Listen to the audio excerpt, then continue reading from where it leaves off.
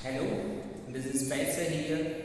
Let's start with our classic social science history portion with a chapter 8 Ashoka, the ruler who gave up a war or emperor who gave up a war. So, where literally we have talked about Ashoka in the title. So, here's now, right, the topic regarding to Ashoka is start, right? So, let's talk about Ashoka.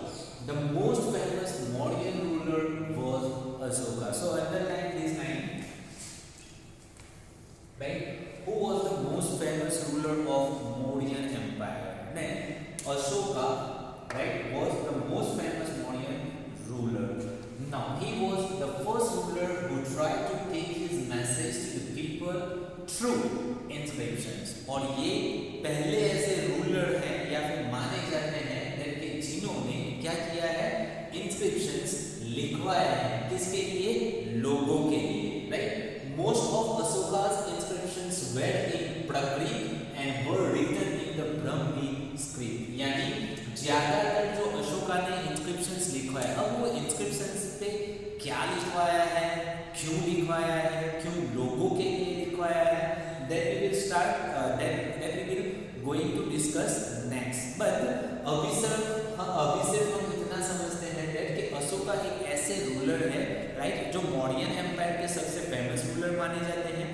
As well as उनके orders के ऊपर काफ़ी सारे inscriptions बनाए गए हैं.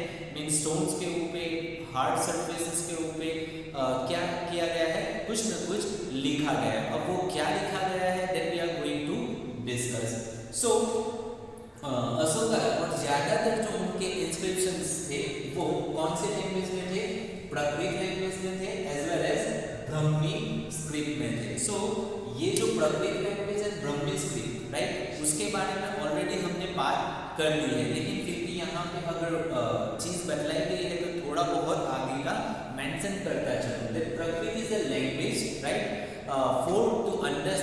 for the understanding for the ordinary people. यानी जो कॉमन लोग होते हैं, जो लोकल पीपल है, राइट, वो प्राकृत लैंग्वेज को क्या कर सकते हैं, इजीली समझ सकते हैं. और ब्राह्मी स्क्रिप्ट एक ऐसी स्क्रिप्ट है दैट के जो लिटरली किसके लिए है, स्कॉलर्स के लिए होती थी, या फिर जो स्कॉलर्स होते हैं, जो एजुकेटेड पीपल है, वो एक दूसरे के साथ जब बात करते हैं तो वो कैसे बात करते हैं, ब्राह्मी स्क्रिप्ट में बात करते थे, राइट. सो यहाँ पे सिर्फ एक दो लैंग्वेज का सिर्फ एग्जांपल दूंगा, राइट, और उससे मैं इस चीज़ को समझाना चाहूँगा कि सपोज कि गुजरात में रहने वाले ज़्यादातर लोगों को अगर कुछ पर्टिकुलर चीज़ को समझाना है तो आप गुजराती में लिखोगे तो वो इजीली क्या करेंगे, उस चीज़ को समझ जाएंगे, राइट. लेकिन अगर आप उसी चीज़ को जो इंटरनेशनल लैंग्वेज है, इंग्लिश लैंग्वेज, अगर उसमें आप लिखोगे तो हो सकता है कि कुछ लोगों को उसमें समझ में आए और कुछ लोगों को जो पढ़े नहीं है इंग्लिश को, या फिर जिनको पता नहीं है इंग्लिश के बारे में, या फिर जिनको आती नहीं है, वो उस चीज़ को क्या नहीं कर पाएंगे, समझ पाएंगे नहीं, राइट. लेकिन जिन लोगों ने ब्राह्मी स्क्रिप्ट को पढ़ा, यानी जो स्कॉलर लोग हैं, जो एजुकेटेड है, वो इस चीज़ को समझ जाएंगे. सो इस रीजन से उन्होंने ज़्यादातर अपने इंस्क्रिप्शन है वो Prakrit as well as Brahmi script में लिखवाए हैं. Now Ashoka's war in Kalinga, history में सबसे बड़ी वॉर एज वेल एज सबसे यानी इंपॉर्टेंट वॉर अशोका के लाइफ में मानी जाती है, वो कौन सी है, कलिंगा वॉर, राइट. वो क्यों मानी जाती है वो अब हम यानी यहाँ पे जानेंगे. Kalinga is the ancient name of coastal Orissa. यानी ये जो कलिंगा है वो एंसाइन नेम मींस के बहुत पुराना नाम है किसका, coastal Orissa. Coastal Orissa means Orissa की ऐसी जगह के जहाँ पे एक जो समुद्र तट है वो किसे बिलोंग करता है, उड़ीसा को बिलोंग करता है. That is known as coastal Orissa, right. That you can see in map number 5 page number 68.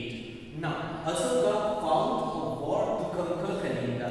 अब अशोका ने ये जो लड़ाई लड़ी थी वो किसकी वजह से थी, कलिंगा को हासिल करने के लिए. मींस ये जो कोस्टल पार्ट है उसको हासिल करने के लिए. As I have told before that ये जो जितने भी यानी रूलर्स है वो ऐसे पार्ट्स को कंट्रोल करना चाहते थे, वो एक इम्पोर्टेंट रूट होता, राइट. और पहले के टाइम पे ऐसा था कि इम्पोर्टेंट जो रूट है वो कोस्टल रूट ज़्यादा होते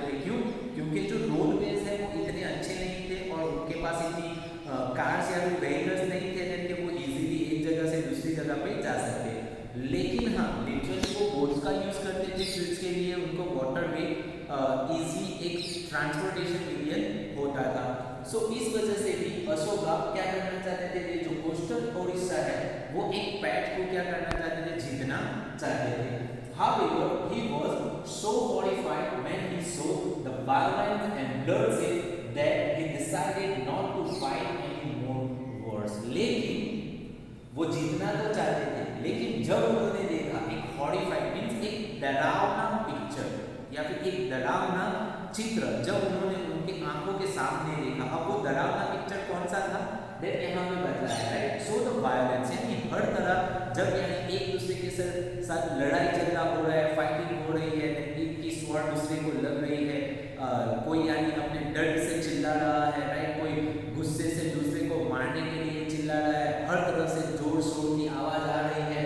अब जिन लोगों को यानी स्वॉर्ड लग रहे हैं, स्पाइक्स लग रहे हैं, राइट, ज्वेलिंग्स लग रहे हैं, तो वो जो खून है वो खून की नदियाँ पूरे ग्राउंड पे क्या हो रही है, जैसे बह रही है। उन सोल्जर्स का खून पूरे लैंड के ऊपर, पूरी जमीन के ऊपर बह रहा है। अब वो जो पिक्चर है वो कौन देख रहा है, अशोका देख रहा है। अब वो देखने के बाद वो इंस्टेंट डिसाइड करता है कि मैं अब एक भी वॉर लड़ने वाला नहीं हूँ।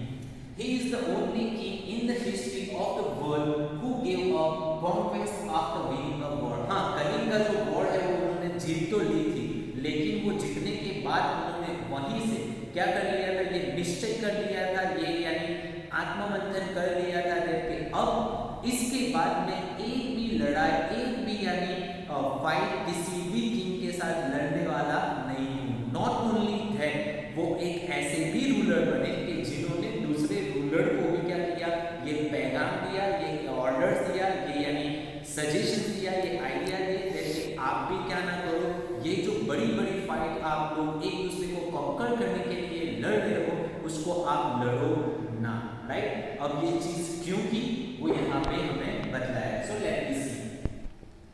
सो the picture which Ashoka has seen और so in the battlefield of Kalinga, right, that mentioned in here. So Ashoka's inscription describing the Kalinga war, जो कलिंगा वॉर के दौरान जो अशोका ने फील किया वो सारा का सारा उन्होंने किसके ऊपर लिखवाया है, इंस्क्रिप्शंस के ऊपर लिखवाया है। This is what Ashoka declared in one of his inscriptions. ये वो चीज है कि जो अशोका ने अपने इंस्क्रिप्शन में क्या की है, डिस्क्राइब मींस मेंशन की है, दैट कि इसको पढ़ के लोगों को समझ में आए दैट के एक जो वॉर होती है वो सभी के लिए कितनी खतरनाक, कितनी घातक हो सकती है, right. About 1.5 lakh people were captured and more than 1 lakh of people were killed. यानी लाखों या फिर हजारों की तादाद में जो लोग हैं उनको क्या किया गया, बंदी बना लिया गया। कैप्चर्ड मीन्स कि जिनको बंदी बना लिया गया, और वो लोग जिन राजा ने उनको क्या किया है, बंदी बनाया, अब वो उनके क्या बन के रहेंगे, स्लेव्स बन के रहेंगे, गुलाम बन के रहेंगे। As well as and more than 1 lakh of people, यानी लाख से भी ज्यादा जो लोग हैं उनको क्या किया गया है, वो तो बैटलफील्ड में ही मर गए हैं, उनको मार दिया गया है। This fill me with sorrow, why, और ये जो एक चीज है उसने मेरे अंदर क्या भर दिया, एक दर्द भर दिया। लेकिन क्यों?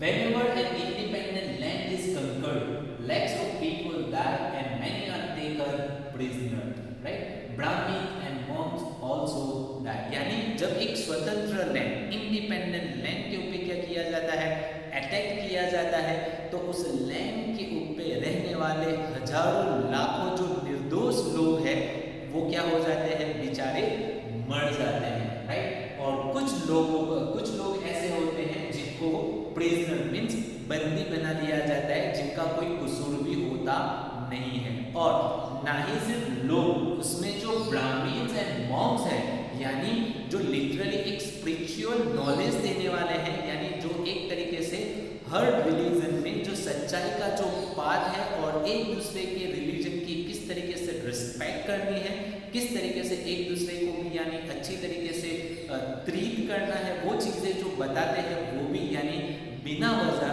बिना कसूर ही क्या हो जाते हैं, बेचारे वो भी उस वॉर में मर जाते हैं। People who are kind to their relatives and friends, to their slaves are and servants died or lost their loved ones. और यही वॉर में कुछ ऐसे भी होते हैं जो कोई ना कोई अपने रिश्तेदार का क्या होगा, बहुत ही चहीता होगा, राइट। मीन्स हो सकता है किसी के फादर, किसी के मदर, किसी का ब्रदर, किसी का अंकल, किसी के ग्रैंडफादर, यानी इनमें से कोई भी हो सकता है जो हो सकता है वो अपने बच्चों के लिए ना हो, यानी उनके अगर बच्चे नहीं तो वो अपने गुलाम के लिए बहुत अच्छा है, अगर उनके गुलाम नहीं है, उनके सर्वेंट है तो वो अपने सर्वेंट्स के लिए भी बहुत अच्छा है। तो ऐसे लोग भी बिना वजह ही क्या हो जाते हैं, ऐसी जो फाइट या फिर वॉर होती है उसमें मर जाते हैं। Now that is why I am sad and have decided to observe Dhamma and to teach others about it as well. यानी ये सारी वजह है कि अब मैं ये चाहता हूँ दैट कि एक वॉर की वजह से कोई भी यानी रिलेटिव्स या फिर कोई भी लव्ड वंस अपने लव्ड वंस को क्या ना करे, खोए ना, और किसी बेकसूर की जान ऐसी वॉर में ना जाए। इसके लिए मैं क्या करना चाहता हूँ, मैं सैड हो गया हूँ और अब ये चाहता हूँ दैट कि मैं क्या फॉलो करूँ, धम्मा फॉलो करूँ और लोगों को भी इसके बारे में बतलाऊँ। और धम्मा क्या था, वही एक यानी टीचिंग्स है जो बुद्ध ने लोगों को बतलाई है दैट कि हमें किसी भी ह्यूमन बीइंग को क्या नहीं करना चाहिए, ना ही हर्ट करना चाहिए, ना ही बिना वजह उनको क्या करना चाहिए, मारना चाहिए। तो वही एक टीचिंग्स को लेके अशोका क्या करते हैं, फिर बाद में आगे बढ़ते हैं और यही टीचिंग्स को लोगों को भी समझाते हैं अपने स्क्रिप्शंस through.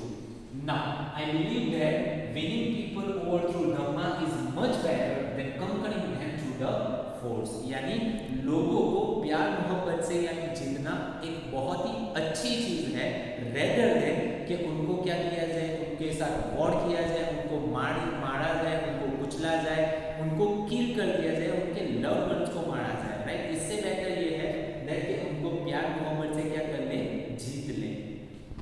Now I am inscribing this message for the future so that my son and grandson after me should not think about war.